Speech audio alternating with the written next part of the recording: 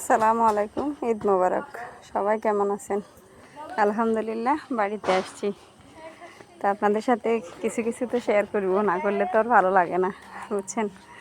যেহেতু বাড়িতে আসছি, সবার কাছে আনন্দ, আমার কাছে মোটামুটি আনন্দ, খুব ভালো লাগছে।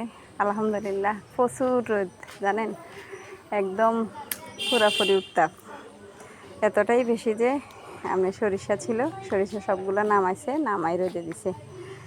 মোটামুটি 2-3 ঘন্টা রোদে একদম ফাটাফাটি।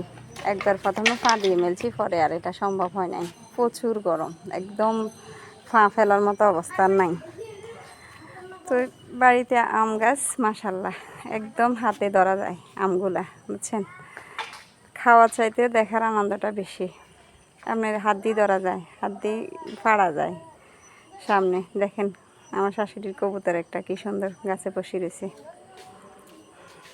মনে যেন হাত দিয়ে ধরা যাবে এরকম। তো আমি একটা দড়িয়ে দেখছি কেমন হয়েছে। খাওয়ার চেয়ে দেখাটা সৌন্দর্য আর কি।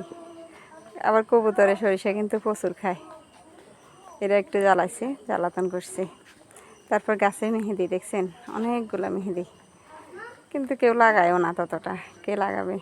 এদিক দিয়ে আমার শাশুড়ি ফ্রিজ থেকে মুরগির মাংস বাইর করছে, এগুলো ভিজিয়ে দিতে বলতেছে, যেহেতু বিকালে তো রান্না করতে হবে। তারপর গাছের ঢেঁড়স ওগুলো নিয়ে আসছে সবজি বাগান থেকে। তারপরে কাঁচকি মাছ, এগুলো আপনার পুকুরের তুলে নিছি। সবগুলাই মোটামুটি ঘর থেকে পাওয়া যায়, নিজেদের আর মার্কেট থেকেও কেনা হয় না আর কি। কয়েকদিন আগে পুকুর শেষ ছিল। তারপর গাছের ডাব ফাড়ি রেখেছে, বুঝছেন।